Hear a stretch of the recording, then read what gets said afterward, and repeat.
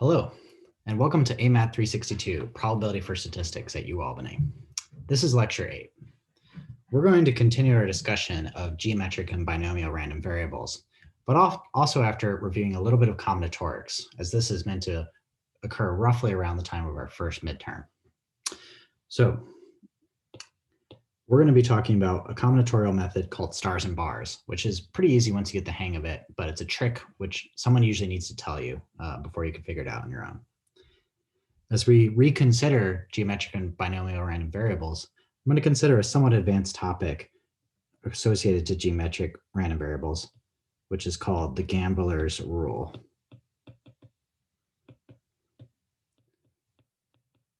Which essentially gives you a strategy for how many times you're going to actually need to try something before succeeding at least once. All right, let's get down to it. So if you recall, we start off this class by just considering we have a sample space with a certain number of possible outcomes. We're going to assume each outcome is equally likely. Therefore, computing the probability of any event, which is a collection of outcomes, is equivalent to just counting. So we need to count. And the way we do that is by using methods from combinatorics. So let's start with a series of questions. So one question which we've already considered, but maybe not this particular example, is the following. How many distinct permutations are there of Waka Waka?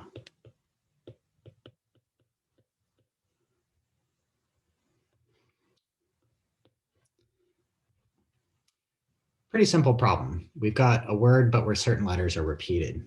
If you recall, what we need to do is first count the number of distinct letters and then use that number to divide out those numbers of permutations. So we first figure that there are 2 W's, there are 4 A's corresponding to these 4. There are 2 C's and 2 K's. So the rule for computing the number of distinct permutations of a word with repetition is given by taking the length of the word, which in this case is 10, taking the factorial of that number, and then dividing by the factorial of each of the number of repetitions for each letter. So in this case, we get something like 2 factorial, 4 factorial, 2 factorial, 2 factorial. All right, pretty simple. Once you really understand that principle, it really sheds a lot of light on other methods, such as counting how many size K subsets are there of a size of set N. Let's do a really concrete problem. So for example, how many size 3 subsets are there of a size of a set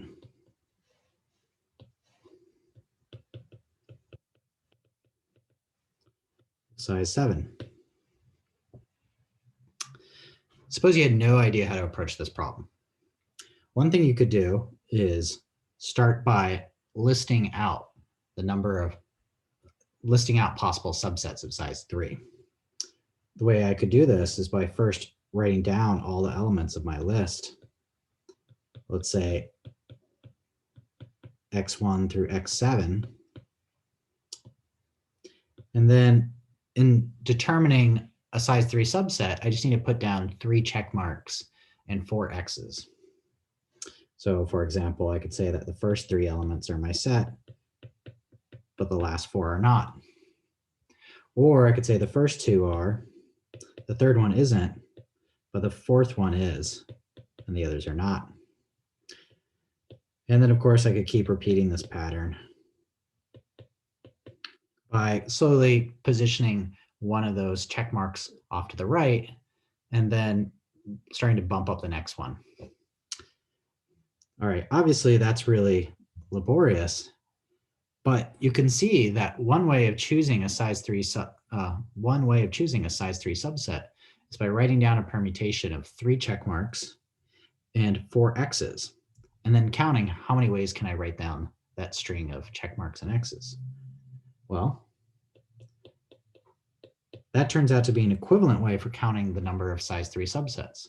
So I take the number of permutations of 3 check marks and 4 x's, which is 3 plus 4 factorial. That's the length of my word. It's a 7-character length word. Divide by 3 factorial, 4 factorial, which is exactly the same thing as 7 choose 3, which is also the same thing as 7 choose 4. Because we had this principle of duality, where choosing a subset is equivalent to choosing its complement. Let's consider our first sort of novel example, but actually just involves a variation on the principle we just used. So this goes underneath I'll start with the question and then we'll give you the general method. So imagine I ask, how many ways can I give 5 bananas?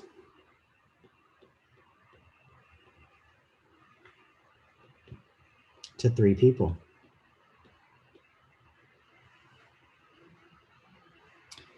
So I'm assuming that each of the bananas are basically indistinguishable. All that I care about is, the number of bananas that I'm giving to each person. Notice I'm not making any requirement on how many ways can I do this so that everybody gets at least 1 banana. We'll consider that eventually. But here's one method. I'm assuming my people are distinct. And so I could just set up a table.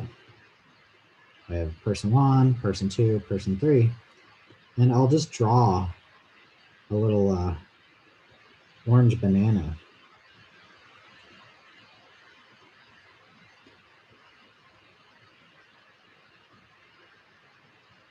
Whenever that person gets a banana. So that's one way. I could also give no bananas to person 1, 3 bananas to person 2, and 2 bananas to person 3. So have you figured out maybe what the pattern is for how I might represent this? Let me try one more. I'm going to put all 5 bananas, give them to person 1, and no bananas to person 2 or person 3.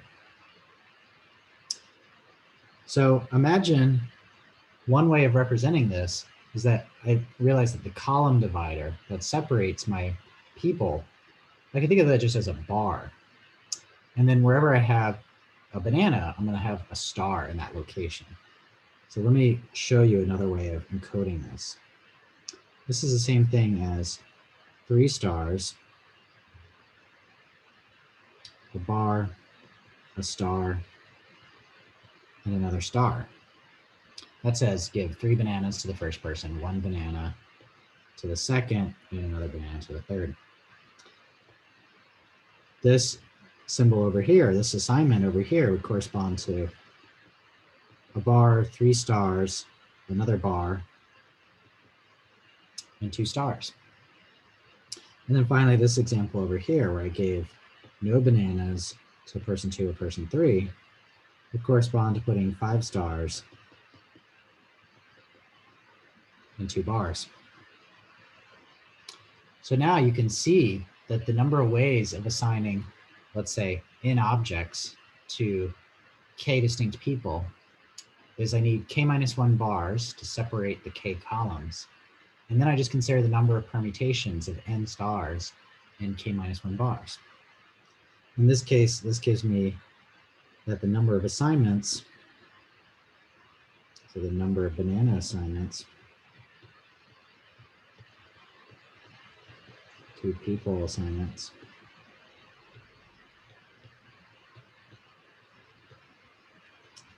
In this case is equal to 5 plus 2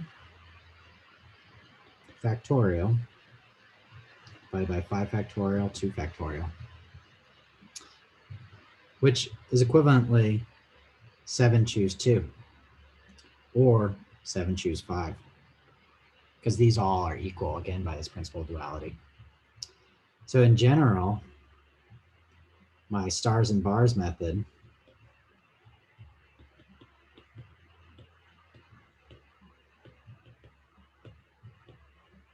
says that the number of ways of distributing in identical objects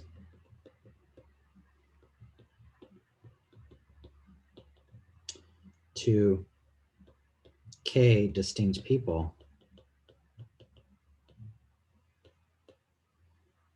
is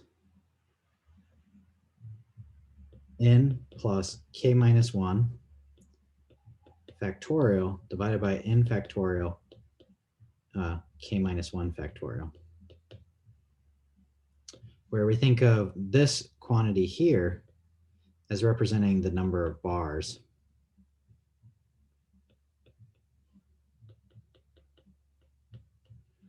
and this over here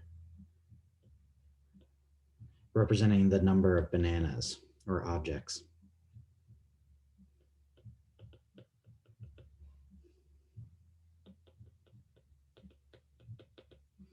And so it essentially looks like the same principle of counting the number of permutations of a word where certain characters repeat. All right, so that is all the combinatorics I essentially want to discuss. We'll consider at times these sorts of combinatorial problems again as we move throughout the course, but this is essentially sufficient for midterm 1. Let's move on.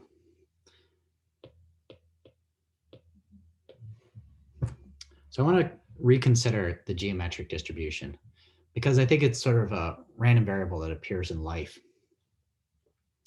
One way in which it appears is, say I'm applying for jobs and I know I only have a certain chance of getting any given job. And let's imagine I'm applying one at a time, waiting to hear back, and then getting either rejected or accepted, and just continuing through this process. The number of jobs I might need to apply to before I finally succeed and get one is well modeled using a geometric random variable. So let's talk about that in the case of a specific problem.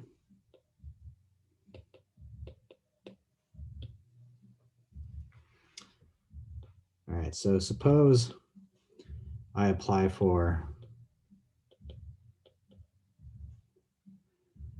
jobs one at a time. And each one I have, let's say, a chance P, let's say, is 1/10.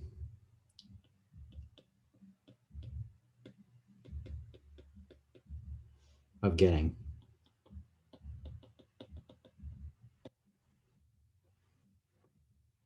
So here's a concrete question. What's the probability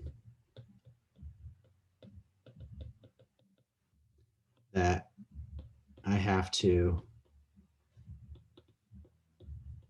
apply for more than 4? And I think of that as strictly more.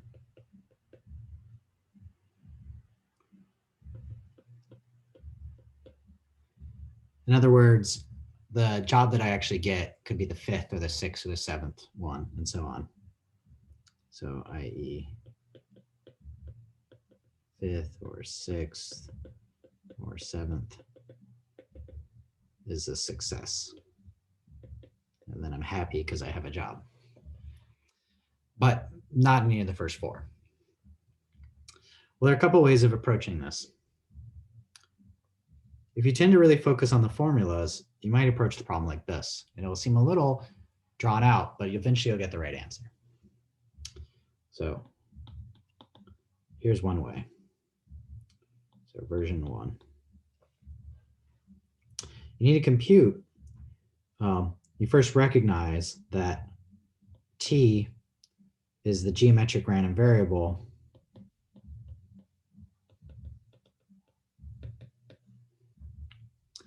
that counts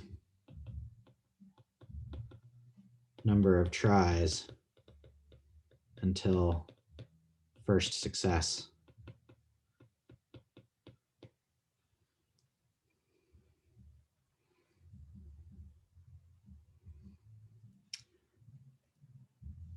And this is going to include the time you actually try. So this is going to be something that then takes values in 1, 2, 3, 4, so on and so forth. So the question is, well, what's the probability that t is greater than 4? Well, by the law of complements, you might say, all right, well, this is the same thing as 1 minus the probability that t is less than or equal to 4. And we're going to use the fact that we have a formula for the probability that t equals k for any given k. So here we know that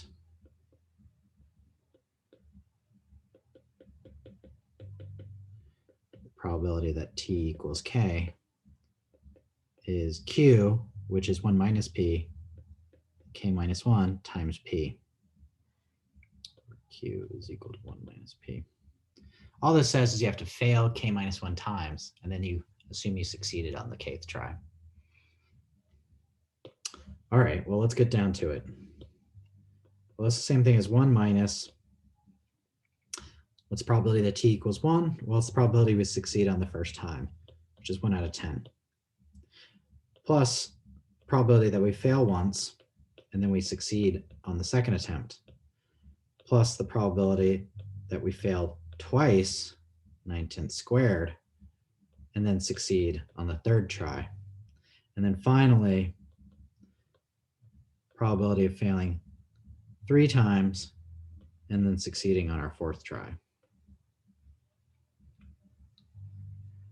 All right, so that maybe looks a little hairy, but we'll quickly see another way of calculating this. Just so you have a sense of what the numbers are in this case, if you were to put this in your calculator, and that's perfectly okay, this portion right here ends up working out to be about 34.39%. So consequently, our answer that we're looking for should be something like 65.61%. So that is one answer. Let's see if there are other ways of writing this answer that look a little cleaner, might be a little faster.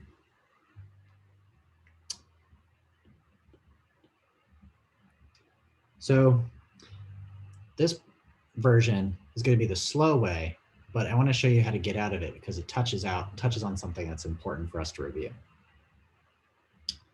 Suppose you didn't think about using this law of complements, which says, okay, if I want to know this probability, I can take 1 minus the probability of the opposite thing happening. Again, that's a good technique. Sometimes it's not always that beneficial. But let's suppose you don't even think that. You just try to compute this directly. So this is the long way.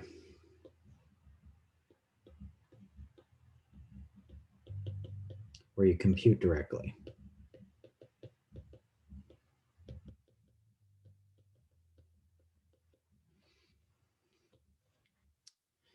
Looks something like this. Well, the probability that t is greater than 4 is the same thing as the probability that t equals 5 plus the probability that t equals 6 plus the probability that t equals 7, so on and so forth, on ad infinitum, onto infinity, which is the same thing as, well, I'm failing 4 times and succeeding on the 5th attempt, plus failing 5 times and succeeding on the 6th attempt, plus failing 6 times and succeeding on the 7th attempt, and so on and so forth. Do you see a pattern here? Well, the reason why this is called the geometric random variable is because this is actually a geometric series. And this is even more clear if we go ahead and factor out this term that's constant to all the terms, which is namely 9/10 to the 4th times 1/10. Because if I pull this out, then I'll be left with a 1 plus 9/10 plus 9/10 squared, and so on, which is a geometric series. So let's go ahead and write that down.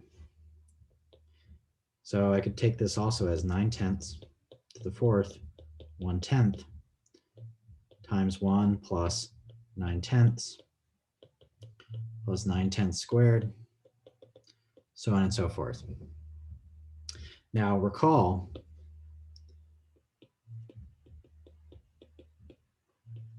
that the sum of r to the k from k equals 0 to infinity is the same thing as 1 over 1 minus r.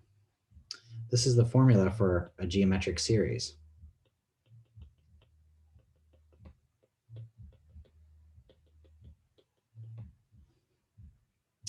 So that means that this expression right here, because again, r to the 0 is 1, r here is going to be 9/10.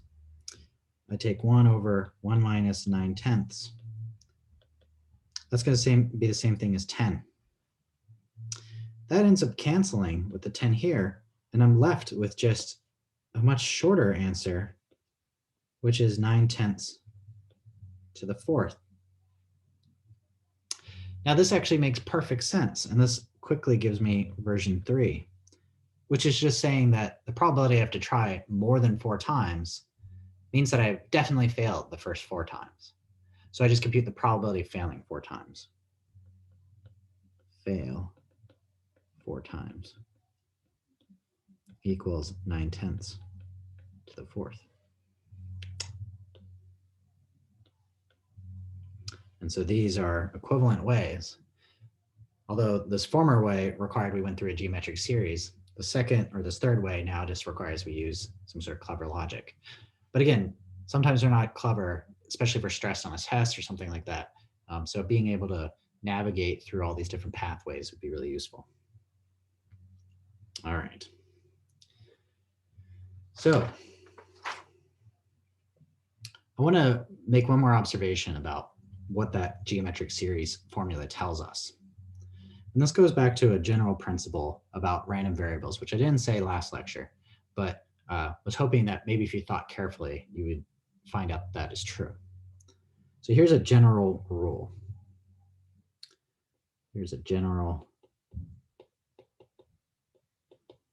property of random variables. So again, remember x is some function from our sample space omega to r, which just means it assigns to outcomes numbers, like counting the number of tries or the number of successes out of a trial of n times. If you sum over all the possible values of x, then necessarily this partitions the set omega into all of its possible subsets. And we know that the probability of anything happening, meaning the probability of omega, is 1. So in the discrete setting, we know that the sum of the probabilities of x equaling k, where you sum over all possible values k, or you can think of this as the range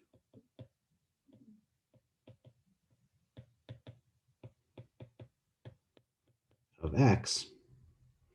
Again, the range being a discrete subset is what makes this a sum rather than an integral. This sum has to equal 1.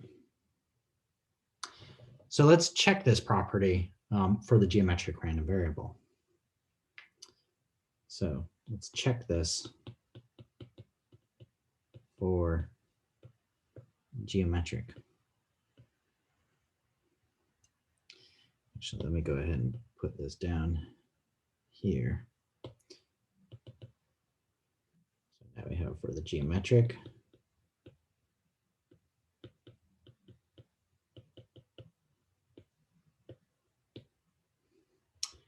Well, this says something like, well, the probability, the sum of the probability of t equaling k, where k ranges from 1 to infinity.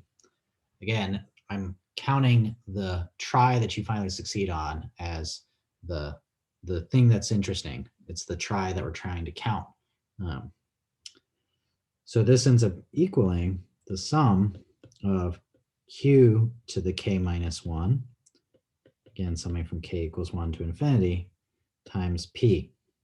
This is the idea here that you fail k minus 1 times and you finally succeed on the kth try.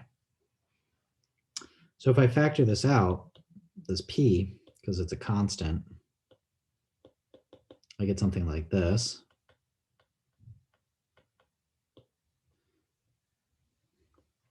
Now, this doesn't look exactly like a geometric series. The power is off by 1, but also the index starts a little bit later. On the past page, we had the index starting at 0. So this can be rewritten as the sum of, let's say, m equaling 0 to infinity of q to the m, where the passage from here to here is just substituting and saying that, well, I'm going to let m, which is my sort of dummy variable for counting indices here, be equal to k minus 1. And that means that if k equals 1, m equals 0. So the sum represents the same thing. I'm just using slightly different notation, but one which allows me to recognize that this is a geometric series, and that the value of its sum is 1 over 1 minus q. So I end up saying that this is p times 1 over 1 minus q. But that's the same thing as 1 over p times p. Sorry, so 1 minus q on the bottom is p, so I have that p in the denominator. And so this cancels and ends up giving me 1. Let's go ahead and check this while we're at it for binomial random variables. So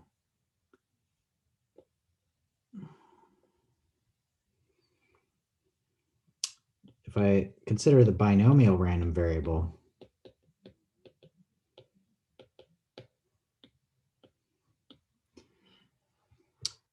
remember the expression for the probability of k successes out of n tries,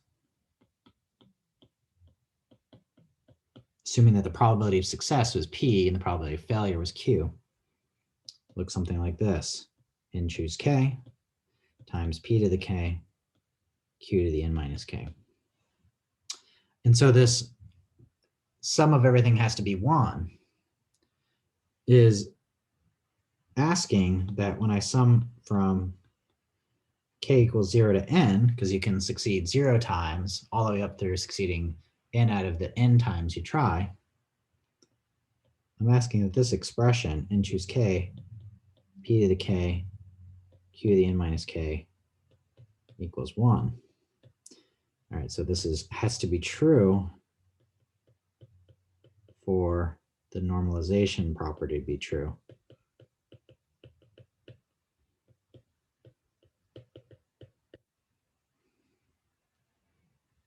And this right here, maybe I'll just go ahead and wrap it in orange.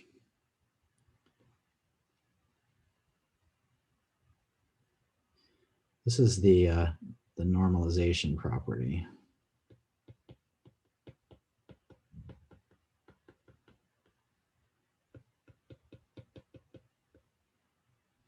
Or axiom. It's just something that has to be true in order for our notion of probability to make sense. So it has to be true. But we don't want to assume the consequent. We need to prove that this holds. So we need to check that this right here actually does sum to 1, and so that I can give a check mark instead of a question mark. All right, how does that work? Well, it looks really complicated, right? In fact, if you try to just do this directly, you'd probably have a hard time. But if you recognize the formula for the binomial expansion,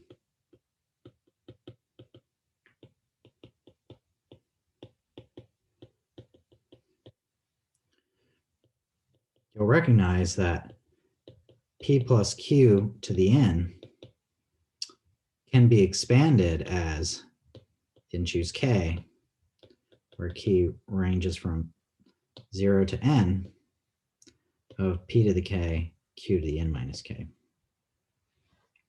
And this actually sheds some light into how binomial random variables work. Because if you think about expanding this out, p plus q times p plus q times p plus q, oh, again, these are multiplying. So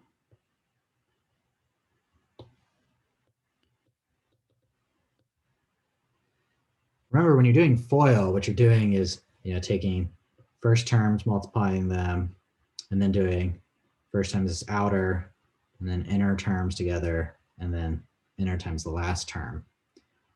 But each of those tell you what the total result's going to be.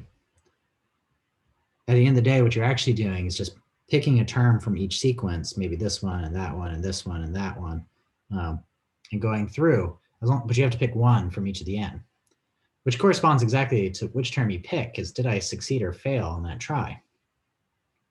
And so when I pick and I'm trying to figure out how many ways did I get k successes out of n minus k and n minus k failures corresponded to, and how many ways can I choose k p's and force the rest q n minus k to be q's. So the coefficient of p to the k, q to the n minus k corresponds to pick k of these factors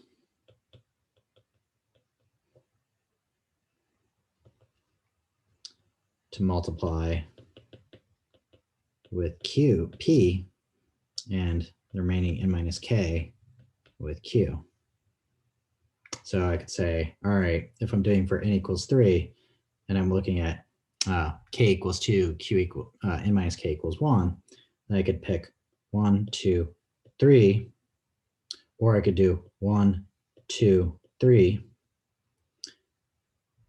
or I could do 1, 2, 3. Because 3 choose 2 is the same thing as 3 choose 1. So there are 3 possible ways of doing that, which is why the coefficient of p squared q is going to be 3 choose 1, 3 choose 2. So here we use basic sum and algebraic identities that you probably learned in pre-calculus or calculus. And those end up being instrumental in proving this normalization axiom for geometric and binomial random variables. All right, let's get to a couple more questions, things that are more practical and problem-solving oriented. So first, let's consider the setting of another geometric random variable. This is going to get at this promised rule for helping you gamble. Not that I'm actually encouraging people to gamble here. Usually it's not a good idea, but if you happen to talk to gamblers, you'll be able to connect using this principal probability. So here's a question. Suppose I play a game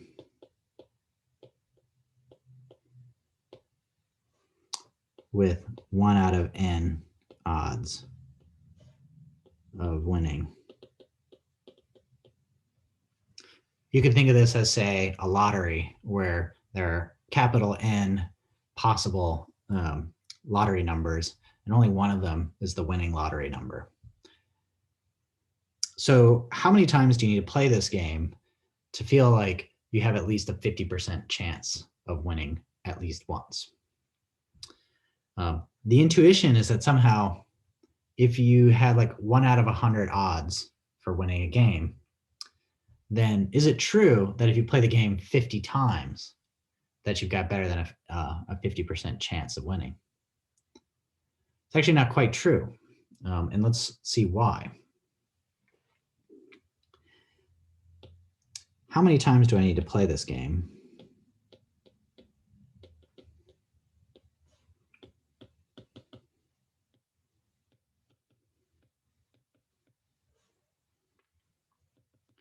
to have better than 50% odds of winning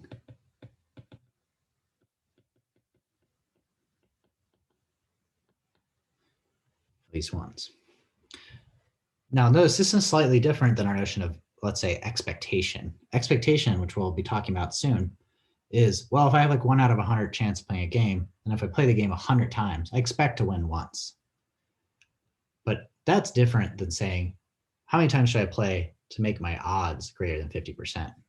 This is actually closer to the notion of median in probability distributions. Or if you think about grade distributions, what's the mean, what's the median, what's the mode? So this question is more getting at what is the median of this distribution. So let's see if we can answer this. So the first thing to realize is that just like the birthday problem,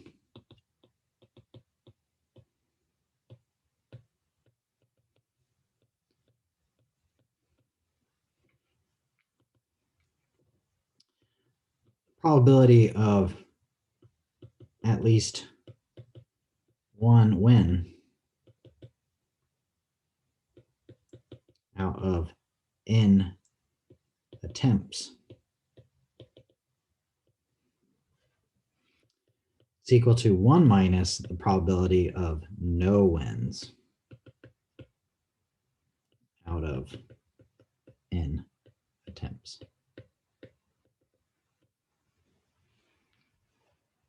So what's the probability of not winning n times in a row? Well, if the odds of winning are 1 over n, the odds of not winning are 1 minus 1 over n, or n minus 1 over n. Of course, I need to raise this then to the little n power. All right, this right here is the probability of not winning.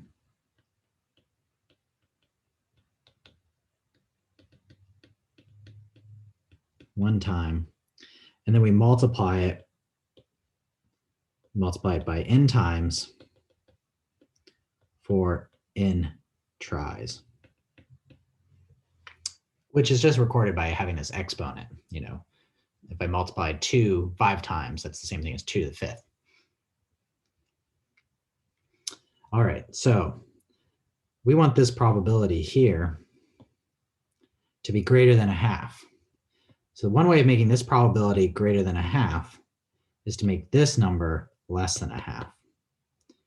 So let's do that. So equivalently,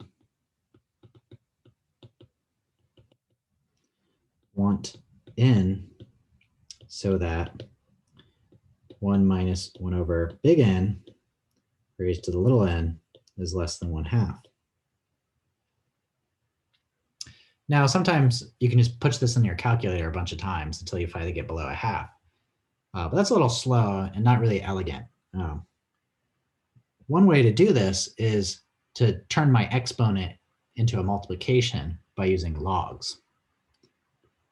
So let's imagine I take log of 1 minus 1 over n raised to the little n, and I'm asking that this be less than log of 1/2. Of course, if you remember your rules, this has to go down. So I now have that n of log of 1 minus 1 over n needs to be less than log of 1/2. Now here's also a fact, so recall.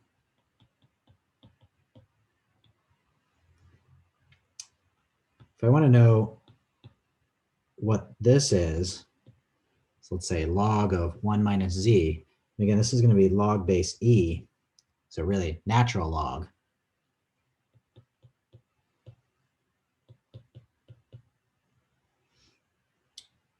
this is essentially via Taylor expansion, something like z minus z squared over 2, and so on and so forth. Yes, z minus plus, I guess, z squared over 2 plus z cubed over 3, so on and so forth.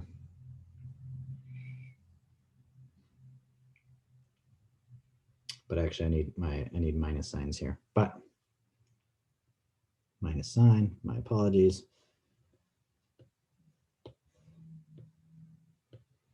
And again, here we're thinking the case for small z.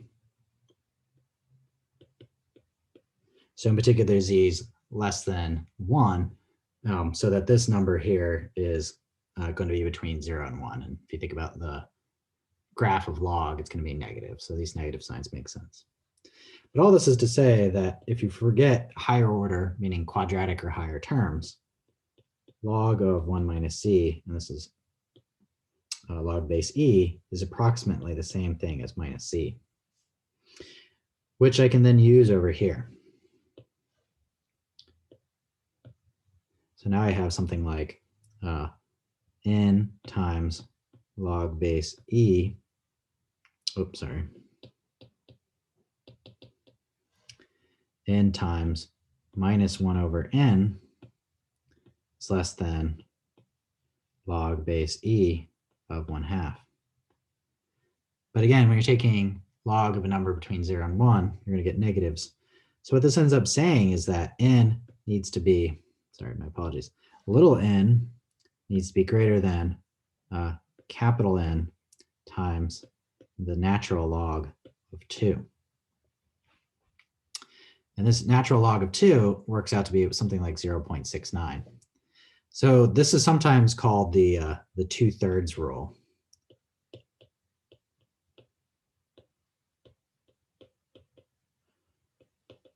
For gamblers.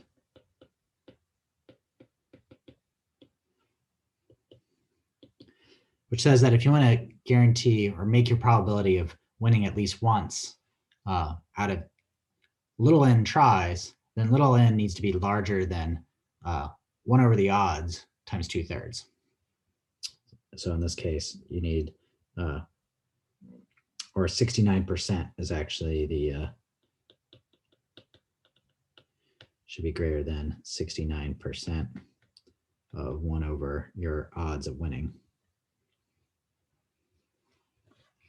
So essentially then if you have, you apply for 10, if you have a 1 out of 10 chance of applying for jobs and getting a job, then sad to say, if you really want to make sure that you're landing one of those interviews, then you probably need to apply to actually more than half, which corresponds more to 69% of 10, or 6.9, roughly 7 times. All right, so that was a little, it's good a rule just to have memorized or written down in your notes somewhere. It's not something I expect you to rederive on the fly. All right, let's consider one more set of examples. So that was just related to geometric. Let's consider a problem related to binomial. Let's see if I did this. Yes. All right, so more binomial.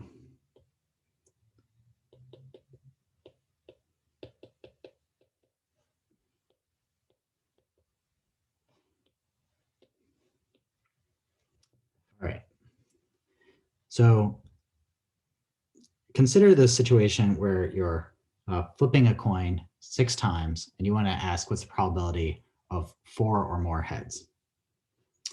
So let's say question 1, flip a fair coin 6 times. What's the probability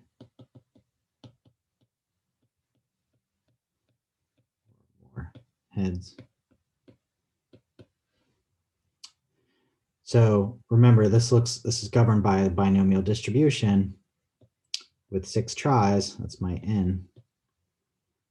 I'm looking for a certain number k of successes,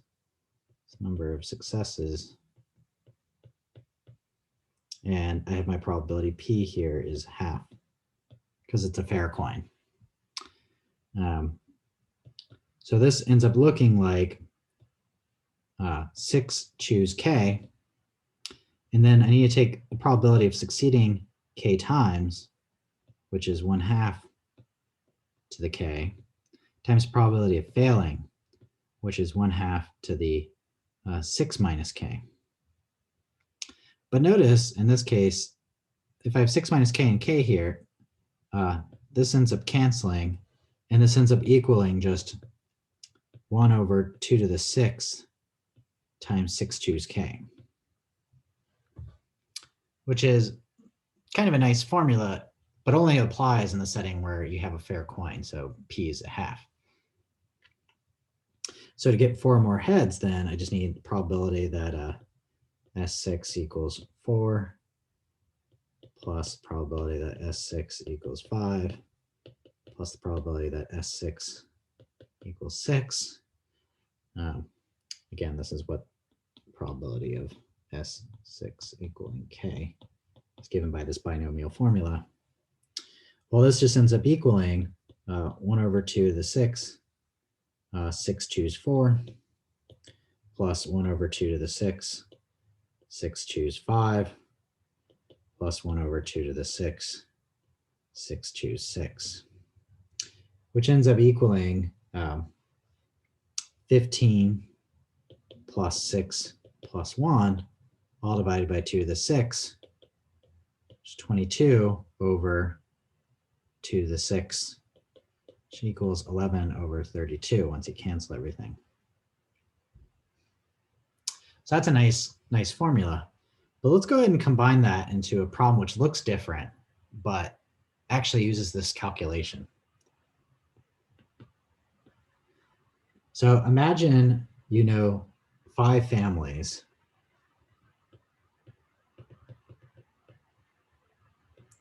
each with 6 children.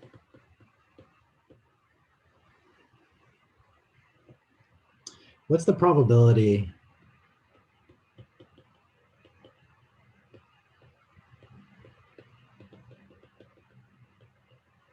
of at least 3 families having 4 or more girls? All right, so there's a lot going on here. We've got first the size of the family, which is 6, and we're looking for the number of girls. But then we're looking at among 5 families, what's the probability that at least 3 of them have 4 or more girls? So again, this kind of looks like a binomial problem where we're trying to count the number of successes amongst 5 families, but where the probability of success here corresponds to what's the probability of that family having 4 or more girls. So here we've got n equals 5 families. We're interested in the setting where k equals 3, 4, or 5. But our success, p, is the probability that of 6 children, at least 4 are girls. So what is that? What is the probability that of 6 children, at least 4 are girls? Well, let's think about it again. We have 6 tries, 6 children, and we're trying to count what's the probability of at least 4 of those being girls. So let's say having a girl is a success. So then what we're trying to count is of 6 tries, what's the probability of 4 successes? What's the probability of 5 successes? What's the probability of 6 successes? But here again, if we assume that boys and girls are equally likely, then this turns into exactly this problem up here, where I tried to compute what's the probability of 4 or more heads. Now I think of heads as being a girl. So it turns out by above, p is equal to 11 over 32 right here. And so now I can use that sort of it's a meta binomial problem. It's a binomial problem with a binomial problem built inside of it.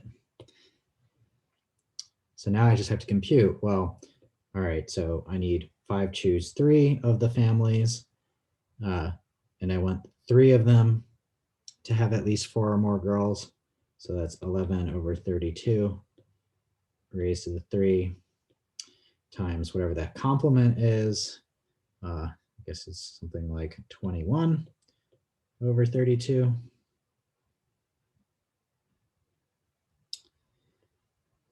To the second power plus 5 choose 4, 11 out of 32 raised to the fourth power, 21 out of 32 plus 5 choose 5, 11 out of 32 to the fifth times 21 out of 32 raised to the 0, which just ends up equaling 1. And so that ends up being it. And in fact, if you sum this number, all this up, it ends up equaling something like 22.6% chance. All right, so that's it for today, and ideally it before our first midterm. I look forward to seeing you all in class soon.